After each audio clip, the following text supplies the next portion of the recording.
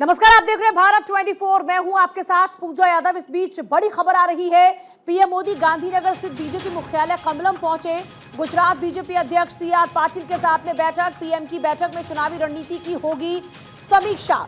लगातार ताबड़तोड़ चुनाव प्रचार कर रहे हैं प्रधानमंत्री मोदी। 3 दिवसीय गुजरात के दौरे पर हैं। कल भी लगातार उनका रोड शो चलता रहा। उसके बाद में उनकी बैठकों का दौर देखने को मिला और आज से सुबह से ही लगातार वो ताबड़तोड़ रैलियां कर रहे हैं, चुनाव प्रचार कर रहे हैं। पार्टी के लिए पूरी ताकत तो उन्होंने भी झोंकी हुई है और लगातार पार्टी के लिए चुनाव प्रचार कर रहे हैं। बार बार दोहरा रहे हैं कि गुजरात में अपार विकास हुआ है और आपका आशीर्वाद लेने आया हूं।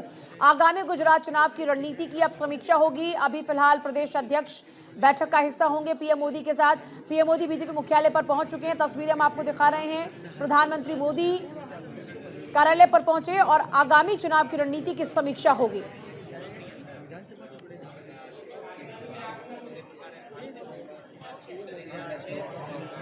मीटिंग 2023 में कर्नाटक में विधानसभा चुनाव है, लेकिन आतंकी उससे पहले कर्नाटक को दहलाने की साजिश में जुटे हैं। मैंगलुरु धमाका उसी साजिश का एक हिस्सा है। संदिग्ध आतंकी को लेकर भारत 24 के हाथ कई एक्सक्लूसिव जानकारी हाथ लगी है। ऑटो में विस्फोटक लेकर पूरे शहर में घूमने वाला आतंकी तमिलनाडु के कोयम्बटूर का रहने वाला बताया जा रहा है और कर्नाटक के मैसूर, लोकनायक नगर, मेटागल्ली में भी रह चुका है। सवाल तो यह है कि क्या मैंगलुरु के अलावा इन शहरों में भी धमाके की साजिश थी?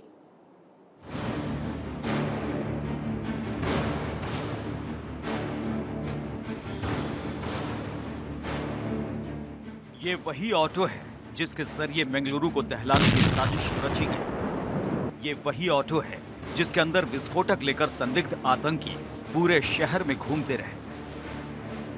पुलिसकर्मी जिस ऑटो को कपड़े से ढक रहे हैं, ये वही ऑटो है जिसमें आतंकी बेंगलुरु को दहलाने निकले थे। बाहर से देखने में ऑटो पूरी तरह से सुरक्षित लग रहा है। सिर्फ पीछे की खिड़की का ग्लास टूटा है, लेकिन प्रेशर कुकर बम को ऑटो के अंदर रखा गया था, जिसमें धमाके के बाद ऑटो के अंदर सीट के परखच्चे उड़ गए। जांच एजेंसियां इसे आतंकी हमला मानकर जांच कर रही हैं। बेंगलुरु में आतंकी जिस ऑटो में बम लेकर घूम रहे थे, इनके इरादे बेहद खतरनाक थे। भारत 24 के हाथ ऐसी एक्सक्लूसिव जानकारी लगी है जिसके खुलासे के बाद आपके होश उड़ जाएंगे। आतंकी ऑटो में प्रेशर कुकर बम के साथ बेंगलुरु के कई इलाकों में खुलेआम घूमा। आतंकी ने कुकर बम के साथ कई मंदिरों का दौरा भी किया। सबसे बड़ी बात यह है कि आतंकी ने रेलवे स्टेशन से ऑटो को किराए पर लिया था। पकड़े जाने से बचने के लिए आतंकी ने 2 शर्ट पहनी थी। चलते हुए ऑटो रिक्शा में अचानक धमाके के बाद ऑटो के अंदर आग लग गई। धमाके के बाद लगी आग में ऑटो ड्राइवर के साथ आतंकी भी गंभीर रूप से झुलस गया। कर्नाटक में साल 2023 में विधानसभा चुनाव है, लेकिन उससे पहले आतंकी धमाका कर माहौल खराब करने में जुट गए हैं। पीएफआई पर बैन के बाद से ही लो डेंसिटी वाले धमाके काफी बढ़े हैं, खासकर दक्षिण भारत के राज्यों में। लेकिन 2023 में विधानसभा चुनाव होने के कारण कर्नाटक पुलिस इस आतंकी साजिश की गंभीरता की जांच में जुट गई है। कुकर बम की बनावट को देखकर जांच एजेंसियां इसे आतंकी साजिश मान रही है। भारत 24 के पास कुकर बम की जो एक्सक्लूसिव तस्वीर हाथ लगी है, उसे देखकर आप भी चौंक जाएंगे। कुकर के अंदर 2 लोहे की जाली लगाई गई थी। उसके अंदर एक इलेक्ट्रॉनिक डिवाइस फिट की गई थी और उसे 4 बैटरी के जरिए जोड़ा गया था। यानी कुकर बम को रिमोट बम बनाया गया था, ताकि इसे किसी भीड़ भाड़ वाले इलाके में रखकर रिमोट से उड़ाया जा सके। पुलिस के मुताबिक बेंगलुरु धमाका लो डेंसिटी वाला था और एफएसएल की टीम जांच में जुट गई है। लेकिन सवाल ये है कि एक आतंकी कुकर बम को लेकर बेंगलुरु शहर में घूमता रहा और पुलिस को इसकी भनक तब तक नहीं लगी जब तक धमाका नहीं हो गया। Bureau report, Bharat 24। श्रद्धा का कत्ल करने वाला आफताब सभी सबूतों को मिटाकर भले ही खुद को बड़ा होशियार समझ रहा हो, लेकिन दिल्ली पुलिस आफताब के हर सबूत से पर्दा उठा रही है। आफताब की हर हरकत की पुलिस जांच और छानबीन भी लगातार कर रही है। कुल्लू और छतरपुर तलाशी के बाद पुलिस के हाथ में कई अहम सुराग लगे हैं जो आफताब को सजा दिलाएंगे।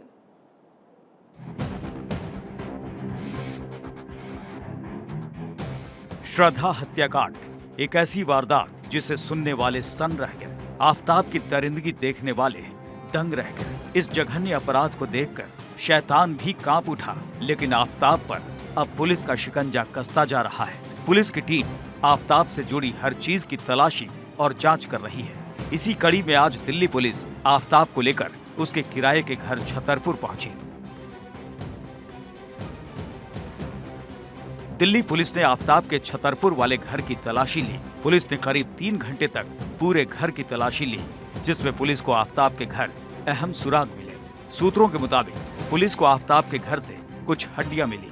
पुलिस ने सारे सबूत 2 काली पॉलीथीन में जुटाए हैं। सूत्रों के मुताबिक काली पॉलीथीन में कुछ हड्डियां हो सकती हैं और वो हड्डियां श्रद्धा के जबड़े की हो सकती हैं। दिल्ली पुलिस मैदानगढ़ी के तालाब का भी सर्च ऑपरेशन कर रही है। पुलिस को आशंका है कि आफताब ने इस तालाब में भी श्रद्धा के शव के टुकड़े फेंके हैं। दिल्ली पुलिस को अभी तक मेहरौली के जंगल से 17 हड्डियां मिली हैं। हालांकि अभी तक ये पता नहीं चला है कि ये हड्डियां श्रद्धा की हैं। सभी हड्डियों को डीएनए जांच के लिए भेजा गया है। आफताब लगातार अपने बयान बदल रहा है। इसे लेकर पुलिस अब आफताब का नार्को टेस्ट भी कराएगी। आफताब और श्रद्धा मर्डर केस में अभी श्रद्धा के दोस्त ही सामने आए हैं, लेकिन अब आफताब का दोस्त शशांक भी मीडिया के सामने आया है। आफताब के दोस्त का कहना है कि आफताब को सख्त से सख्त सजा मिलनी चाहिए। मैं तो यही डिमांड करूंगा कानून से कि उसको सख्त से कड़ी कार्रवाई हो उसके ऊपर, और जल्द से जल्द उसका कुछ फैसला है, या तो फांसी या तो उम्र कैद। वो अपने कानून के ऊपर है। अपनी कानून वैसे तो अच्छा है, कर रही है जो भी कर रही है, लेकिन जल्द से जल्द इसका फैसला आ जाना चाहिए। श्रद्धा के दोस्त मोनू सिंह ने भी आज भारत 24 से बातचीत की। मोनू सिंह का कहना है कि आफताब श्रद्धा को लगातार परेशान कर रहा था, लेकिन श्रद्धा के पास वापस घर जाने का भी ऑप्शन नहीं था।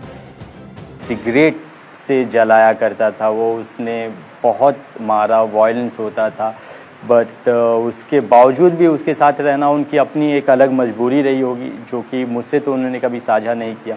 किंतु जहाँ तक मैं समझता हूँ, मुझे ऐसा लगता है कि वो एक व्यक्ति एक वक्त पे इतना मजबूर हो जाता है ना, कि उसे लगता है कि अगर मैं यहाँ नहीं रहूँगी या रहूँगा तो फिर कहाँ जाऊँगा।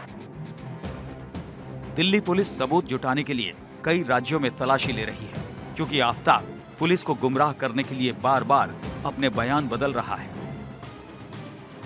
दिल्ली पुलिस की 9 टीमें श्रद्धा हत्याकांड की जांच कर रही हैं। 4 टीमें दूसरे राज्यों महाराष्ट्र, उत्तराखंड, हिमाचल, हरियाणा में जांच कर रही हैं, जबकि 5 टीमें दिल्ली में जांच कर रही हैं।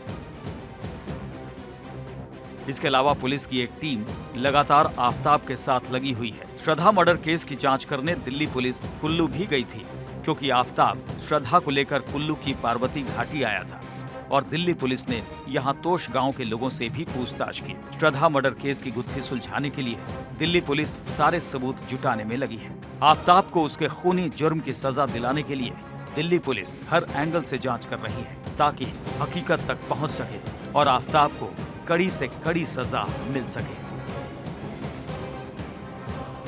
कन्हैया शुक्ला, भारत 24, दिल्ली। यूपी विधानसभा चुनाव के बाद यूपी में एक बार फिर से चुनावी शोर शुरू हो चुका है। एक बार फिर से यूपी में सज गया है सियासी मैदान। इस बार दांव पर है समाजवादी पार्टी की साख, क्योंकि मैनपुरी में है लोकसभा का उपचुनाव और अखिलेश यादव पर समाजवादी पार्टी की विरासत को बचाने के लिए पूरी जो ताकत झोंकने की जिम्मेदारी है, जब वो जिम्मेदारी है तो जाहिर सी बात है इस वक्त अखिलेश यादव ने भी पूरी ताकत झोंक दी है। डिंपल यादव मैदान में है तो चाचा और भतीजा समेत पूरा परिवार डिंपल को जिताने के लिए चुनावी समर में कूद पड़ा है।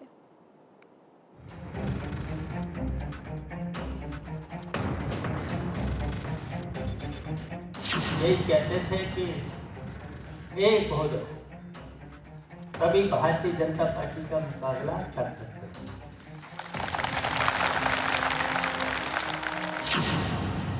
यूपी में एक बार फिर से चुनाव है। यूपी में मुलायम कुनबे की साख एक बार फिर से दांव पर लगी है। मुलायम सिंह यादव के निधन के बाद खाली हुई मैनपुरी लोकसभा सीट पर 5 दिसंबर को उपचुनाव होना है और 8 दिसंबर को नतीजे घोषित किए जाएंगे।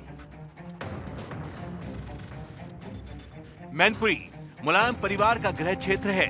मुलायम सिंह यादव पहली बार 1996 में मैनपुरी से सांसद चुने गए। इसके बाद मैनपुरी समाजवादी पार्टी के विरोधियों के लिए दूर की कौड़ी साबित होने लगा। 1996 के बाद से अभी तक मैनपुरी लोकसभा सीट पर समाजवादी पार्टी का कब्जा था, लेकिन मुलायम सिंह यादव के निधन के बाद अब इस सीट से उनकी बहू और अखिलेश यादव की पत्नी डिंपल यादव मैदान में है और डिंपल को उपचुनाव जिताने के लिए पूरा यादव परिवार एक साथ आ गया है। यादव परिवार सिर पर लाल टोपी पहनकर डिंपल यादव को जिताने के लिए चुनाव प्रचार में जोर शोर से उतर गया है। वहीं चाचा शिवपाल भी सत्ता की कड़वाहट को भूलकर अखिलेश के साथ सैफई में बहू डिंपल को जिताने के लिए कूद गए हैं। आप लोगों को जिम्मेदारी देते हैं, ये प्रतिष्ठा का चुनाव है। डिंपल हम लोगों की बहू है, तो ये सम्मान की लड़ाई है। अब सारे रिकॉर्ड आप सब लोगों को इसी चुनाव में तोड़ना है और सबसे बड़ी जीत कराना है। सैफई में एक ही मंच पर पूरा यादव कुनबा दिखा। शिवपाल, रामगोपाल यादव के साथ अखिलेश भी मंच पर मौजूद रहे। शिवपाल बहू डिंपल को जिताने के लिए बीजेपी पर निशाना साधते रहे और अखिलेश मंच पर बैठकर मंद मंद मुस्कुराते रहे। सवाल ये है कि क्या मुलायम सिंह यादव के निधन के बाद से चाचा और भतीजे में सुलह हो गई है? क्योंकि विधानसभा चुनाव में भतीजे के दिए अपमान का घूंट पीने वाले शिवपाल यादव सैफई में अखिलेश से सुर में सुर मिलाते दिखे। मंच पर चाचा शिवपाल को देखकर अखिलेश भी जोश में दिखे और विरोधियों को ललकारने में देरी नहीं की।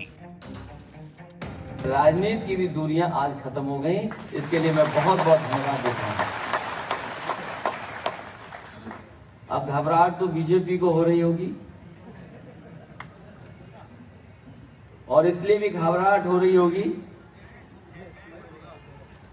कि वो जानते हैं कि जसवंत नगर ने अगर मन बना लिया और करहल साथ चल दिया, मैनपुरी ठीक हो गई, किसनी के लोग मन बनाए बैठे हैं और भूगांव भी जीतने जा रहे हैं, तो सोचो परिणाम क्या होगा इस बार। लेकिन समाजवादी पार्टी के लिए यह लड़ाई आसान नहीं है। आजमगढ़ और रामपुर के बाद अब बीजेपी मैनपुरी में समाजवादियों के गढ़ में सेंध लगाने की तैयारी में जुट गई है। विरासत को बचाने के लिए समाजवादी पार्टी ने अखिलेश यादव की पत्नी डिंपल यादव को मैदान में उतारा है, तो बीजेपी की भी नजरें मैनपुरी पर आकर टिक गई हैं। विधानसभा चुनाव में सपा के गढ़ करहल विधानसभा से बीजेपी ने केंद्रीय मंत्री एसपी सिंह बघेल को अखिलेश के खिलाफ उतारकर जिस तरह से टक्कर देने की कोशिश की थी, ठीक उसी तरह की रणनीति के साथ बीजेपी मैनपुरी में भी लोकसभा के उपचुनाव में उतरी है। साफ संदेश है, यही नहीं आज किसली में, आज हमारा करहल में हुआ, घिरोर में हुआ, भोगांव में हुआ, जितने कार्यालय के उद्घाटन हुए हैं उसमें अभूतपूर्व उत्साह, अभूतपूर्व उल्लास, अभूतपूर्व उपस्थिति हर वर्ग धर्म जाति के लोगों की रही, तो साफ इंगित कर रहा है कि प्रचंड बहुमत के साथ। गुजरात चुनाव में सटोरियों ने बीजेपी पर दांव लगाया है। सट्टा बाजार की नजर में बीजेपी बहुमत के लिए जादुई आंकड़े 92 से ज्यादा, बहुत ज्यादा, यानी 130 सीटों से भी ज्यादा हासिल कर रही है।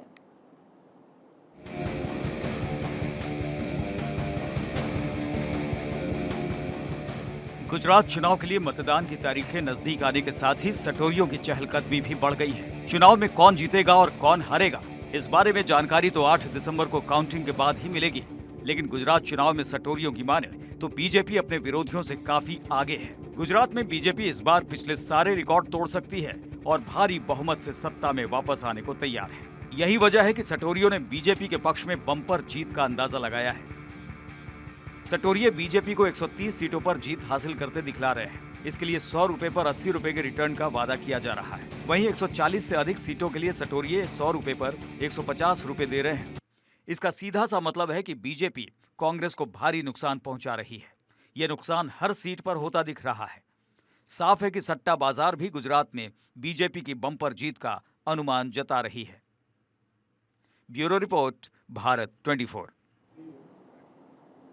International film festival of India के 53वें एडिशन पर केंद्रीय रसायन और सूचना मंत्री अनुराग ठाकुर ने भारत 24 से खास बातचीत की है। आशीष तिवारी से इस एक्सक्लूसिव बातचीत के दौरान में उन्होंने बताया कि इस बार का IFFI क्यों खास है।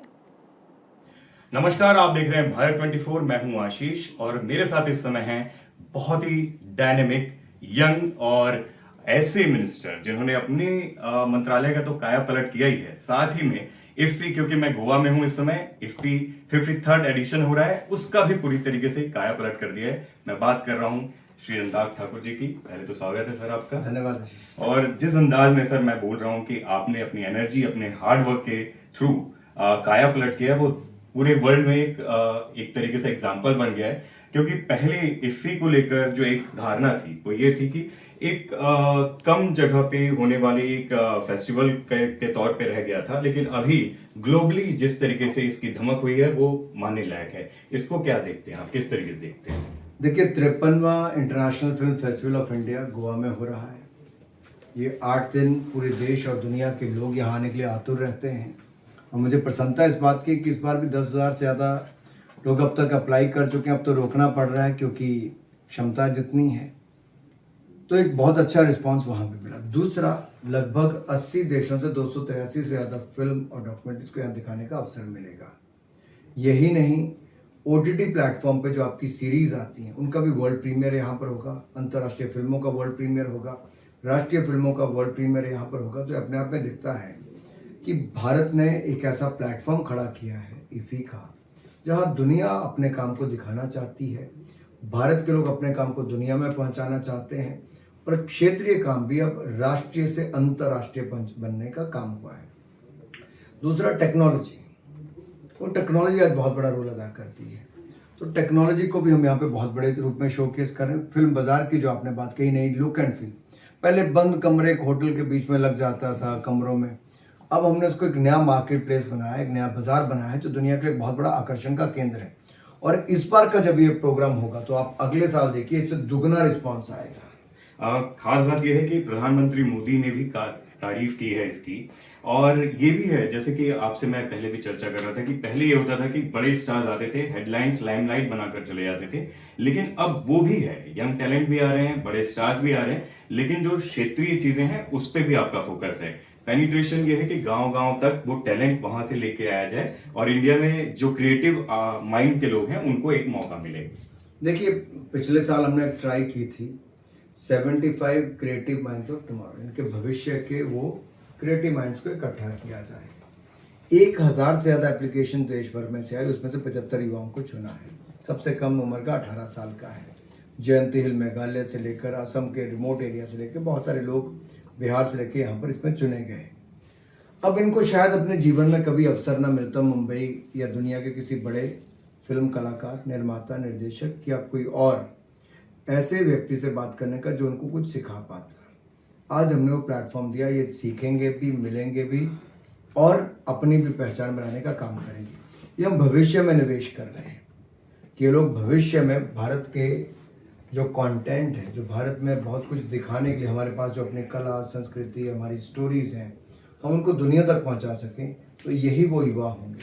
जैसे पिछले साल की 75 साल बेहतर, अगले 10 सालों में ऐसे ना जाने 1000 से युवा तैयार हो जाएंगे। वो कहाँ काम आएंगे? वो भारत को एक नई पहचान दुनिया भर में दिलाने के एक और चीज जो आपने की है वो कैन फिल्म फेस्टिवल जैसे जो बड़े नामी फेस्टिवल्स हैं, वहां जाके अपनी टीम को ले जाके वहां के जो बेस्ट चीजें हैं उसको कोशिश करें कि कैसे यहाँ इस पे एक्सिक्यूट किया जाए। खासकर फ्रांस को इस बार फ्रांस का फोकस भी रहेगा, टेक्नोलॉजी पे फोकस है, प्लस बाजार पे जैसा कि आप बता रहे हैं वो सब फोकस है। कितना बदलाव इससे देख रहे हैं कि ये जो इफ्फी है वो वर्ल्ड सिनेरियो पे बहुत धमक के साथ उठेगा? देखिए, अंतर्राष्ट्रीय फिल्म बाजार जो है और फिल्म फेस्टिवल जो है वो अपने अपने दृष्टि से काम करते हैं। मेरे लिए एक ऐसा मौका है कि हम कोई एक लैंग्वेज में नहीं बनाते। भारत में तो अनेकों भाषाओं में बनता है और बहुत कुछ ऐसा है जो दुनिया को पता ही नहीं कि भारत के पास है। अब मैं उसको दुनिया में कैसे पहुंचाऊं? मेरे पास अवसर है इफ्फी का प्लेटफॉर्म, जहां पर मैं उस काम को यहाँ पर दिखा भी सकूं। और दूसरा, ये जो क्रिएटिव माइंड्स की आपने बात कही, उनके माध्यम से उनको भविष्य के लिए तैयार कर सकूं। फिल्म बाजार जो हमने नया तैयार किया है वो एक आकर्षण का केंद्र बनेगा। आज भी बहुत सारे देशों के यहाँ पे स्टॉल्स लगे हैं, बहुत सारे राज्यों के स्टॉल्स लगे हैं। तो भविष्य के लिए भी टेक्नोलॉजी की जो बात हम करते हैं, आप किसी भाषा में कुछ सुनना चाहते हैं, देखना चाहते हैं, फिल्म चल रही होगी, हो सकता है तमिल में बनी हो, लेकिन आप उसको पंजाबी में सुनना चाहते हैं या बंगाली में सुनना चाहते हैं, तो आप अपनी एप्लीकेशन पे डाउनलोड करके अपने हेडफोन लगाइए, फिल्म चलेगी बड़े पर्दे पे, लेकिन आपको आ जाएगी अपनी भाषा में। ये अपने आप में बड़ी बात है। एक अच्छी चीज आपके रिजिम में ये भी हो रही है कि गुजराती पृष्ठभूमि की जो एक फिल्म है द चैलो शो, वो भी ऑस्कर के लिए जा रही है। RRR जैसी वो भी अपने इंडिपेंडेंट तौर पे जा रहे हैं। एक हेल्दी कंपटीशन हो रहा है और छोटे छोटे शहरों की बड़े कॉमर्शियल फिल्म्स की एक तरीके से धमक ऑस्कर में भी इंडिया की, वो दिन दूर नहीं है जब ऑस्कर भी जीतते हुए इंडिया देखेंगे। निश्चित तौर पर दुनिया के सबसे बड़े फिल्म निर्माता के रूप में सबसे ज़्यादा फिल्में बनाते हैं हम लोग, तो ऑस्कर तो भारत की कोई ना कोई फिल्म जीतेगी। अवार्ड जीतना एक बात है क्योंकि आपको रिकॉग्निशन मिलती है, दूसरा लोगों के दिल जीतना, बॉक्स ऑफिस पे हिट होना, ये भी बहुत बड़ा सम्मान है। हीरोज की बात हो रही है, फिल्म्स की बात हो रही है। अनुराग जी, आप एक बहुत ही छोटे स्टेट से, पहाड़ी स्टेट से आते हैं। मोदी जी हैं हमारे प्रधानमंत्री, वो गुजरात से, वो अब हीरोज बदल रहे हैं पॉलिटिकल भी, इसको कैसे देखते हो आप? डायनेस्टी की जो चीजें हैं वो कम होती जा रही। देखिए, मोदी जी ने जो किया है वो अपने आप में दिखता है कि एक किसी गरीब परिवार का व्यक्ति भी सेवा भाव से काम करना चाहेगा, समर्पण भाव से काम करना चाहेगा तो किसी भी मुकाम तक पहुंचेगा। और भारतीय जनता पार्टी एक ऐसा राजनीतिक दल है जहां पे एक सामान्य कार्यकर्ता भी प्रधानमंत्री के पद तक पहुंच सकता है। ये अपने आप में बहुत कुछ कहता है कि राजनीति में अफसर तो हैं, लेकिन इन अफसरों को सही मायने में सेवा भाव से आगे लाना, ये मोदी जी दिखाते हैं कि भाजपा की पहचान आज सुशासन, विकास और गरीब कल्याण बनाने का काम नरेंद्र मोदी जी ने किया है। लास्ट में, क्योंकि आपके होम स्टेट में इलेक्शन है, आपने बहुत मेहनत की, इवन गुजरात जाके आपने बहुत मेहनत की, किस तरीके से देखते हैं उसको और कितने आप कॉन्फिडेंट हैं कि भाजपा इस साल के शुरुआत में जब उत्तर प्रदेश, उत्तराखंड, मणिपुर, गोवा के चुनाव हुए, वो भी भारतीय जनता पार्टी ने चारों राज्य जीते, फिर सरकार बनाई। अब हिमाचल और गुजरात में फिर कमल खिलने की तैयारी, कमल का फूल खिलेगा क्योंकि डबल इंजन की सरकारों ने शानदार काम किया, फिर भाजपा की सरकार बनेगी। वक्त कम है, मैं सिर्फ एक वर्ड लूंगा, आपके जहन में जो पहला नाम आया आप बताइएगा। राहुल गांधी। आपके आया होगा, मेरे तो आता भी नहीं। आम आदमी पार्टी। भ्रष्टाचार की जननी, भ्रष्टाचार की पहचान, आम आदमी पार्टी। भाजपा। सुशासन, विकास और गरीब कल्याण, प्रधानमंत्री मोदी जी। सेवा भाव के साथ प्रधान सेवक के रूप में काम करना, भारत को दुनिया में एक नई ऊंचाइयों पर ले जाना और नई पहचान दिलाना, G20 की मेजबानी करना, ये अपने आप में बहुत कुछ कहता है। Thank you so much sir for giving your valuable time, और उम्मीद करते हैं जिस तरीके से आपने पूरे सिनेरियो को चेंज किया है आगे भी, और जो आप बता रहे थे कि बहुत जल्द बहुत बदलाव देखने को मिलेगा बड़ा, वो लोगों को और जन कल्याण में फायदा होता है। धन्यवाद। धन्यवाद सर। आशीष तिवारी, भारत 24, गोवा से।